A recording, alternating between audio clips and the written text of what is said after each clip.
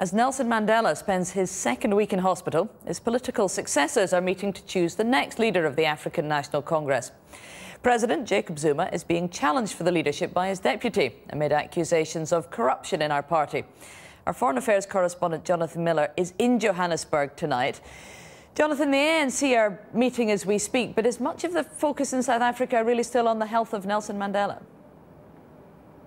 Yeah, well, as you say, Sarah, Nelson Mandela, now in his 9th day in hospital, the longest since 2001, he is, albeit recovering, and while he does so, the party which he fought for and led is on the verge of implosion, tainted by massive corruption too. And Jacob Zuma shaping up to be a very, very vicious leadership contest in the next few days. The party, on its 100th birthday, is being judged by South Africans on the promises it's made like never before. Nelson Mandela promised to build a non-racial, egalitarian society. But 2 decades on from the end of apartheid, South Africa is one of the most unequal societies in the world. Most of its people are black and poor. There's industrial strife and mass unemployment. Millions have died from AIDS.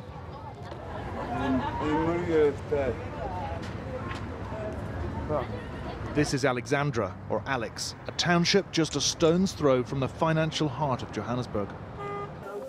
This afternoon, the Alex branch of the African National Congress threw some Boer Wars sausages on the Braai barbecue to celebrate the party's centenary.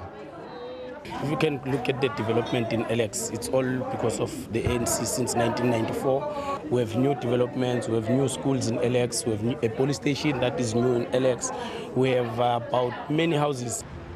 These are some of the new houses built here in Alex, but most people still live in shanties, as Nelson Mandela did when he moved here in 1941. In his autobiography, he paints it as a dangerous place, ruled by the knife and the gun.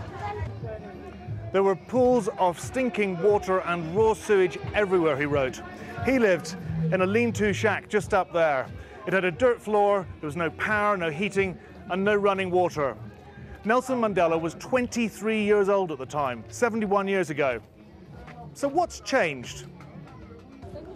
Well, for one thing, Mandela's ANC ended racist white rule. But people had expected their lives to improve faster. Even right now you can see there's still storage in the street.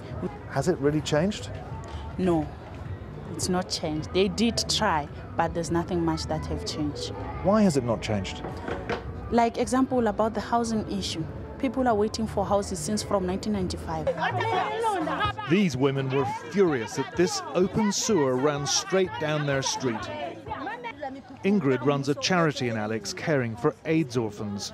Fewer are dying from AIDS now because the ANC is finally handing out life-saving drugs.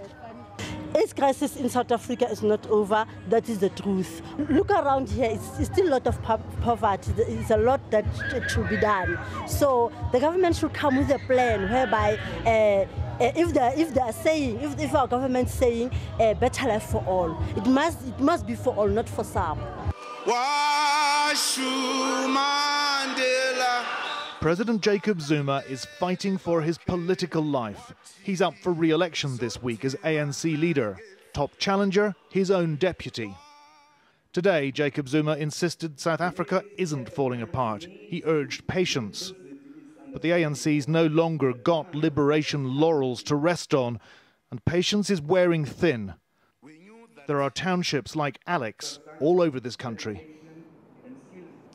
Well, of those I talked to in the township of Alex today, very mindful of the fragility of Nelson Mandela's state of health. The gallstone operation which he had yesterday seems to have gone pretty well, and they certainly would not have attempted that had his lungs still been in a bad way. As you heard there, the ANC sang a song in his honour at the conference today. Nelson Mandela, in his hospital bed, still casting a very long shadow over this country, over the party, on this, its 100th year.